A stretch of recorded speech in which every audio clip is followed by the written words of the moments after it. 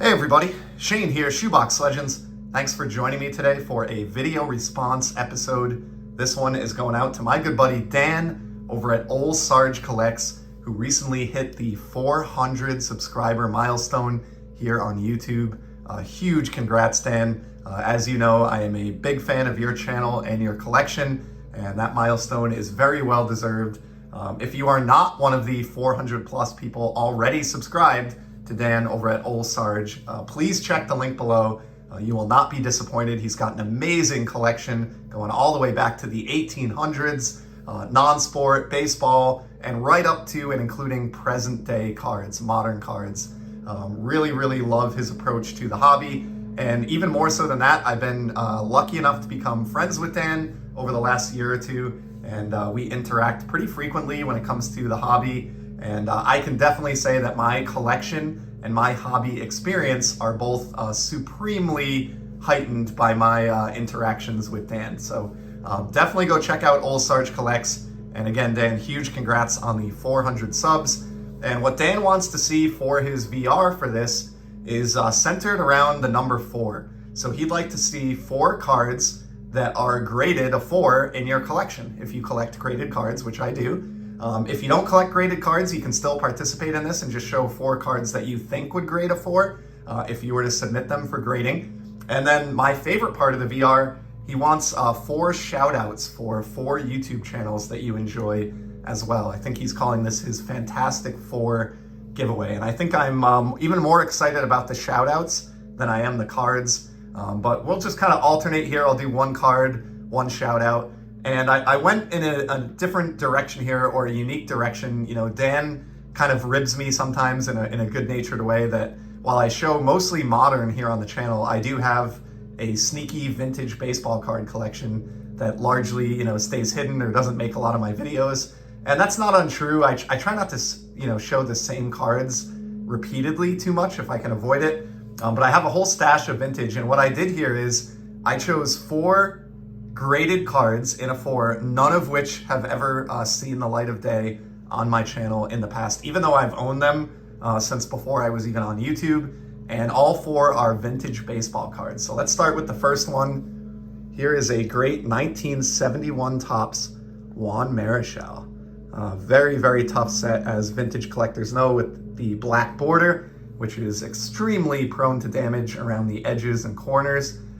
As a 4 goes, this is a really nice looking Marichal. I mean, it's a 4, so every card we're going to look at today is, you know, going to have some kind of issue. These are not going to be perfect, but this is perfect for me. The centering is pretty decent, and I really like the color scheme here of like the black in his sleeves and the black in his cap, matching the border of the card, and then kind of the orange from the San Francisco matching the player name there. So just a really stunning card. The dirt cheap, you know, nobody really collects Juan Marichal, it seems like, or super collects him. Pitchers don't get a lot of love, but he was, I think, the most winningest pitcher of the 1960s, if I recall correctly.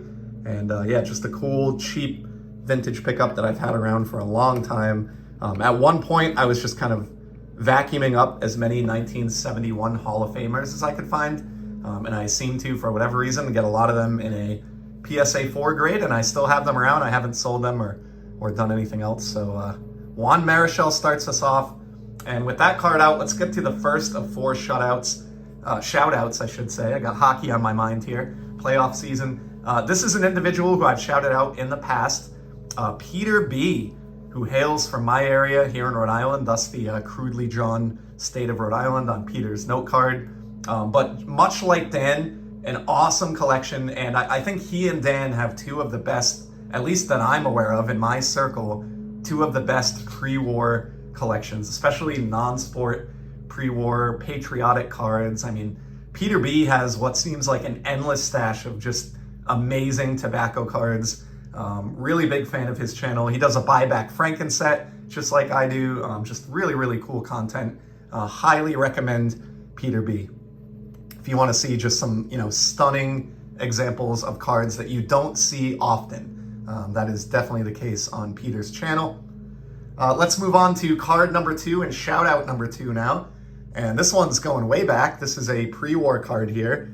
And this is from my time as a Red Sox team collector. This is a 1922 E120 American Caramel card of Ben Carr, pitcher for the Boston Red Sox. I don't know anything about him, I'll just admit it. This is a period in time in my collecting where I was working on Red Sox team sets. I was a rabid Red Sox fan, still am, but watched a lot more of their games back then than I do now. And I'm not really a team collector anymore, although I do pick up, quite a few Red Sox players. So this is the type of card that I probably wouldn't buy today, but even though I don't know anything about the subject, I was drawn to it because I love the intricate design here around the border of this card. You've got the chest protector and the mitt up here with some baseball bats in the upper corner or corners, and then you just have this really ornate framing around this photograph, a couple of ball players in the lower section. And it's an actual photograph too. A lot of the cards from around this time period, the teens and the 20s, are illustrated, and I really like that you get a true photograph here of Ben Carr. The backs on these, I think, are all the same, and it's essentially just a checklist of the other cards from that team that are available in the set, and then a small little advertisement along the bottom for American Caramel Company. So this is one I may sell someday. I'm really trying to condense around here. It's easier said than done, but after almost 20 years back in the hobby now, I have more cards around here than I have space at this point. And so Ben Carr may become a victim to condensing down the collection at some point in the future. And I do have a few others from this set that I've never shown off either, but chose that one today because of the grade of a 4. Not too bad for a card from the 1920s. And then my second shout out to go along with that, Ken's Cardboard, another person who I consider a close friend in the hobby. Ken and I talk on a weekly basis as well, or at least text. We've spoken on the phone as well. Really nice guy living out in Colorado. That's my pathetic mountain scenery there on Ken's index card. Ken is on the verge, as I record this, of hitting 1,000 subs. And I just did a VR for his contest not too long ago, maybe a week or two back, but wanted to give him a special shout out here, hoping there are maybe a handful of you out there that watch this channel that for some reason don't know Ken and would be willing to head over and give him a sub. Amazing collection. I have a lot in common with Ken. He collects Star Wars cards, Boba Fett specifically, of course, mainly baseball, and he has a tremendous Jackie Robinson collection that I am personally very envious of. One of the best Jackie collections of anyone I know, and gets into hockey as well. He loves the Avalanche, who are moved into the second round here in the Stanley Cup playoffs. So Ken's Cardboard, if you're not subbed, hurry up and get over there while you can still get in while he's under 1,000. Great content that you will really enjoy from Ken. Moving on now to card number 3 and shout out number 3. Got a Hall of Famer here. Nice 59 Topps Hank Aaron. Now, this is another card. I hate to, I don't want to belittle my own cards or talk down to them, but I picked this one out online. I do most of my card shopping online. I really don't make it to many shows or shops or get to do a lot of in-person shopping. So I picked this out based on the great centering and the great color, but it wasn't until it arrived that I realized it has this kind of marking here on his chin. You can see it when I hold it at this angle.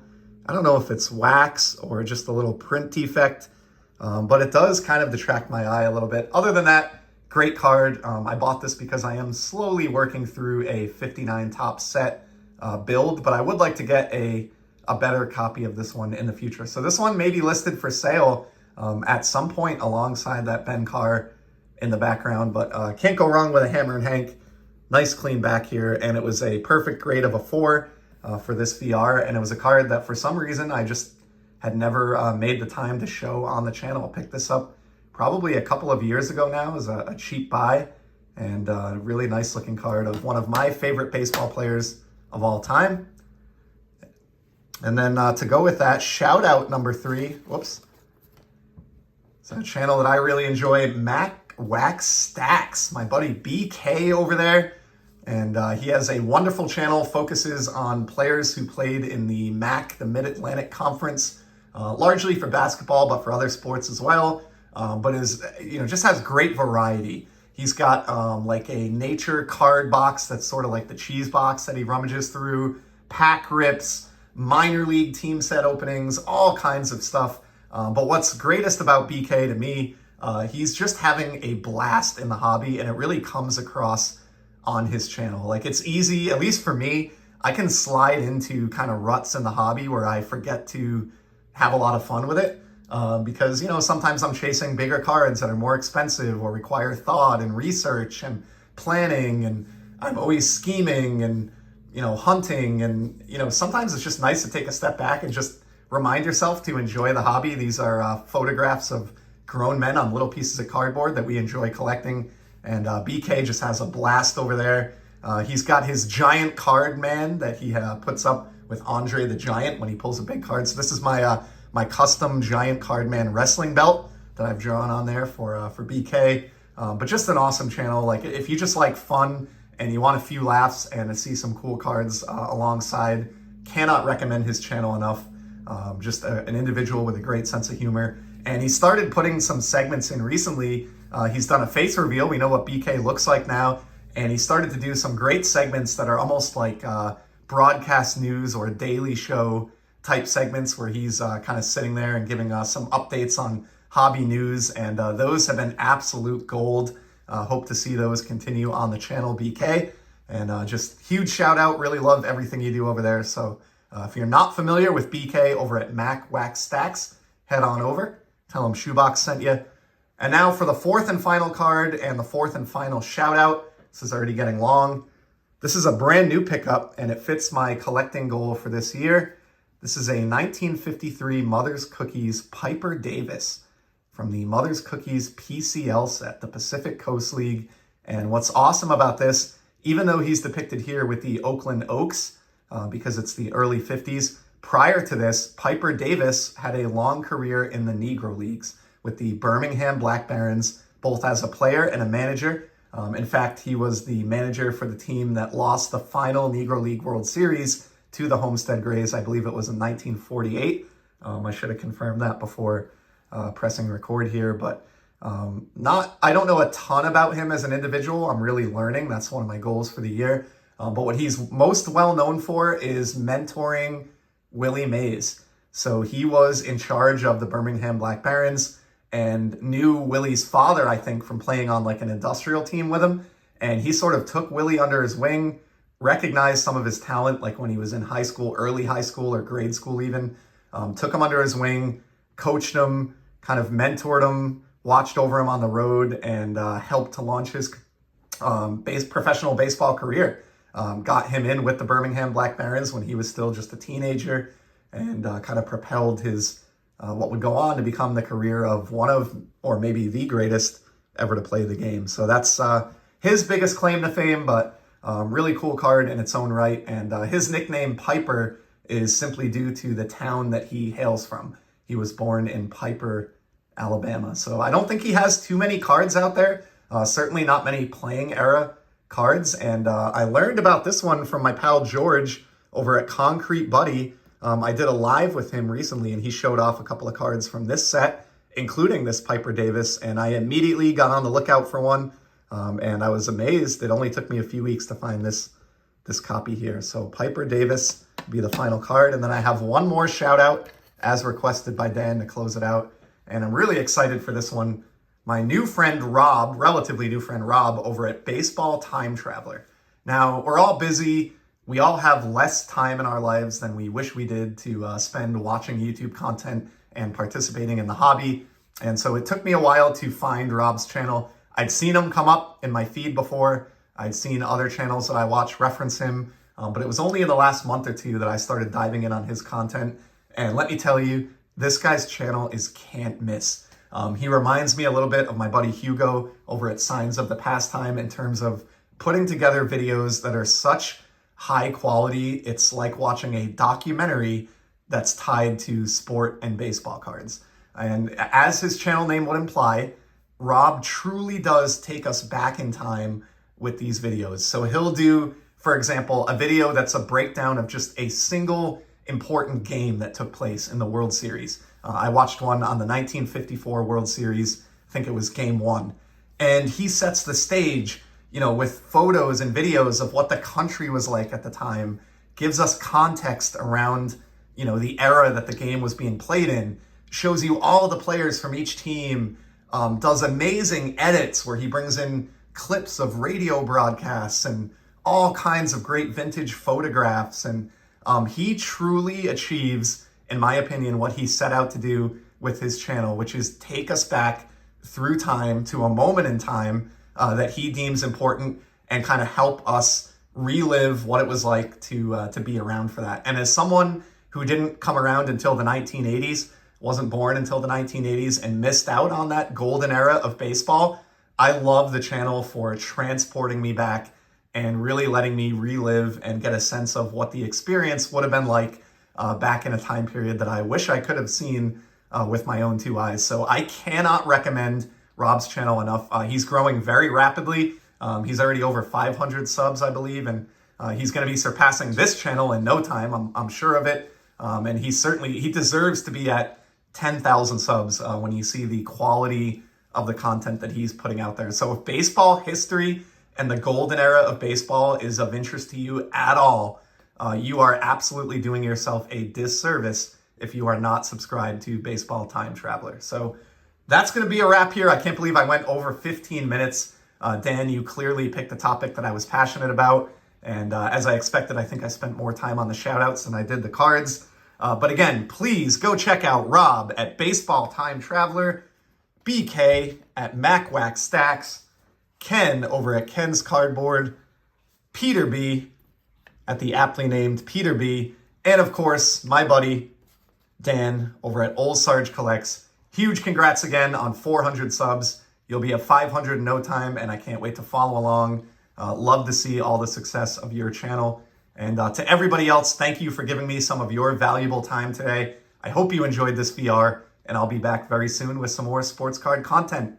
Till then, take care and enjoy the hobby, everybody. See ya.